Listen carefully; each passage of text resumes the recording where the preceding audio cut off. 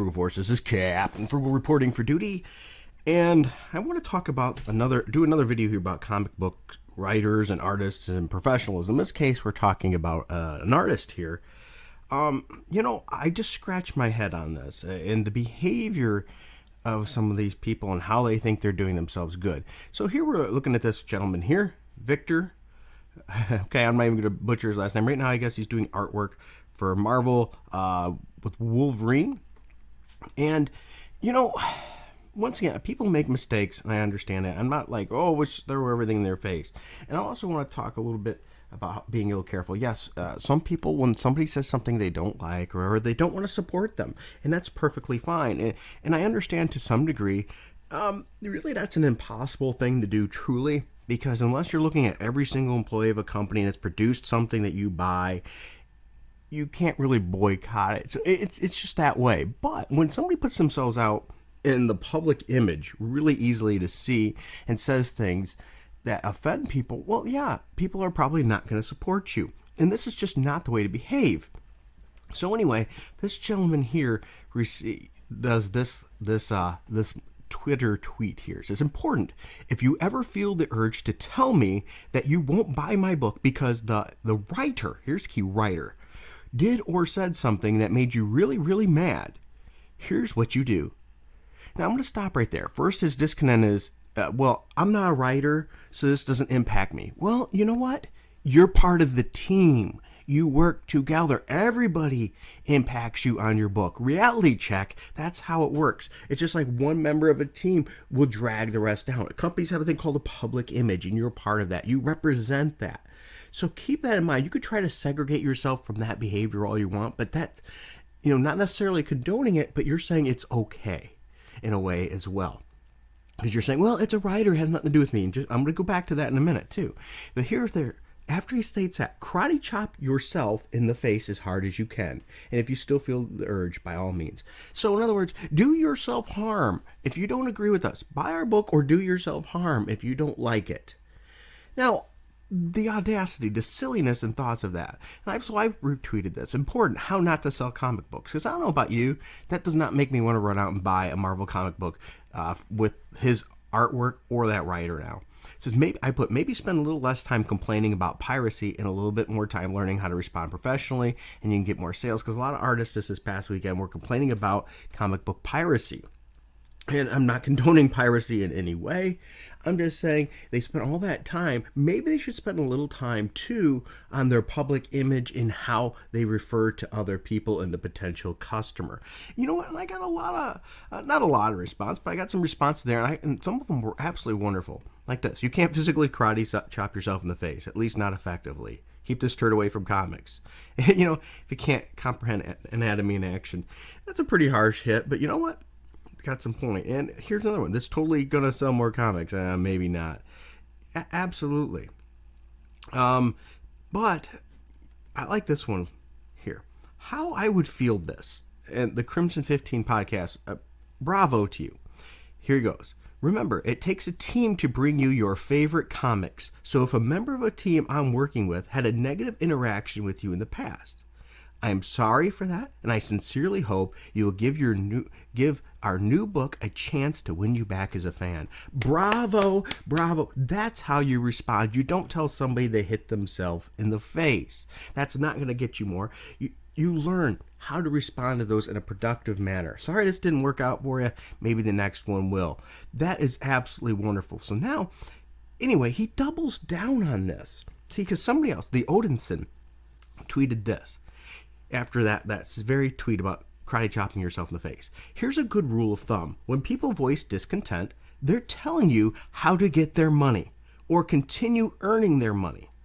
Listening to them is generally good advice because it ensures that you continue making money. Saying this to them is how you lose money. Bravo, Thor Odinson. Absolutely true. That they're voicing discontent. Correct the action.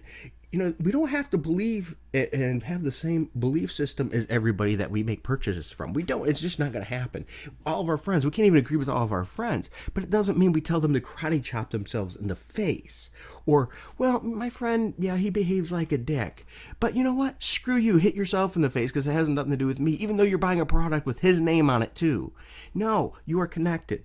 But he doubles down on this to try to make that segregation, to make it okay, rather than saying, well, yeah, he could say what he wants, or, say the right thing and apologize for that behavior, and, maybe you'll like the next one. He doubles down and states this: when people voice discontent with my art, I listen. You know what? I tend to doubt that with the way you're responding here. I'm an artist. I want to improve. Well, I hope so. I really do. Why would I listen to you complaining about a writer you hate? Okay, think about this. Why would I listen to you complaining about a writer you hate? Your name is on the same project. That's why. You're selling with him. You are a team. You're working on this together. You both work and represent the same company. That's why. Quit trying to make false disconnects there to segregate yourself from that. What it is, he's too afraid to stand up and say what's right, or he actually believes that what that writer did is right. Which one is it? So then he continues, you're in the wrong department, sir. The writer's department is on the next floor. We only do the art here. Let me get a sip of my coffee here while that settles in. That's just ludicrous. We work for the same company, but hey, go to somewhere else and complain. No, you represent the same company. You work on the same projects. Absolutely ridiculous. Not smart. So anyway, this one. 12 hours later, I still have no clue who the writer is, or that people are upset about, or why they're bothering you with it. Well, it's because they don't understand the situation, and I'm not picking on that person. It's just, this is common problems with this industry. Absolutely. Sorry. I think another sip of my coffee. It makes no sense. I'm not saying I dislike this person or anything of that nature. I'm not saying that. I'm just saying he's got the wrong approach here. Absolutely the wrong approach. See here, he was all about piracy. This is pretty good. This is how you fight piracy. Gorgeous hardcover edition of our Aquaman run. A beautifully designed book you want to own so you can hug it and squeeze it and call it George. Good luck pirating that. That's how you combat piracy. That's why you be productive by selling your product and being respectful. When he turned around and did this, it was disrespectful. So he needs a little work in that department. You know what? Maybe it was a bad day. Who knows? Because he doesn't always seem to be that way, but I haven't put a lot of time into this and looking at that. But my point is he's got to realize, you are part of it. When you're part of something, you are connected to it. Now, I'm not saying guilty by association. I'm not. But he was asked about it. He should have responded in a more professional manner. So, for example, if I'm working on a book, which I'm currently writing one anyway, and I was told, hey, the writer's causing a lot of discontent. I'm thinking in my head already, wow, that's not good, because I want to sell this product, and I want to treat customers right. I want to treat people right. I'm not going to sit there and say, hey, if you have a problem with my writer, don't come to me about it. Karate chop yourself in the face. No, come to me about it. It's my product too. I'll have a talk. Excuse me. Really froggy this morning. I'll have a talk with that writer. Maybe we can find out what's going on there. Maybe he was being attacked very viciously and just had enough, and still not the best approach, but maybe we could talk about ways to mitigate that better. But so this isn't a rage video or anything. This is a hope video. Hopefully this gentleman learns from this experience. People want to be treated well. We don't want to be told to hit ourselves or be called a scumbag and go, oh, here's our money, take it. No, that causes problems no matter where you're at. But that's my views on it. What are your views? Am I being too harsh on this situation, or am I being well within bounds? And maybe it's my background, my history in business and things like that, and understanding these things that always make me understand the marketing angle of it, or try to understand the marketing angle of it, how it impacts the company and not just the one person as a whole. I'd be very interested to hear your thoughts on this subject. All right. If you enjoyed this video, please be sure to hit like, subscribe, hit that notification bell. Make sure you're still subscribed too. YouTube has been purging my subscribers again and again and again. They just don't seem to like me to get a certain number, I guess. Ever since I announced, hey, when I hit 3,000 subscribers, Little Frugal and I are giving away a ton of comic books, we've been hit hard with every time it goes up 10, they drop 15, So I don't think we're legitimately losing that many.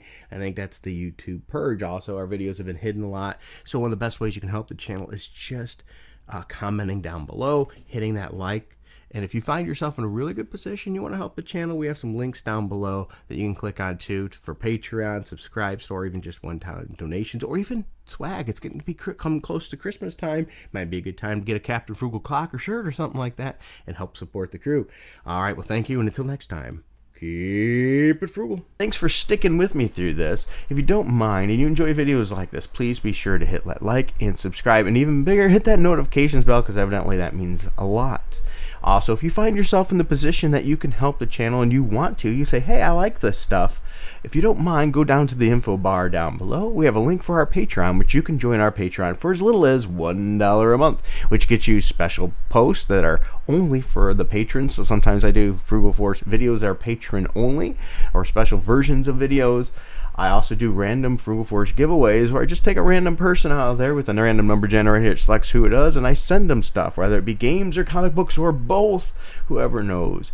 And sometimes I even just ask you guys questions or shoot up a message, and I greatly appreciate you checking those out. Also, if you find that maybe that's not for you, you don't like Patreon, we have it in the info bar as well, a Streamlabs link there where you can click on that and just give a one-time donation, and that helps the channel. All those proceeds are going right back into the channel to help Little Frugal and I and his sister, the American Dream, my wonderful little girl, and our family continue to have fun doing this and sharing this with you. All right, thank you very much. Thank you, subscribers. Thank you for all the ones who have stuck it out with me this long, and all the new ones that have joined on too. Thank you. We greatly appreciate it. And don't be afraid to leave a message in the comments section too. We love to read them. All right, thanks, and until next time, keep it frugal.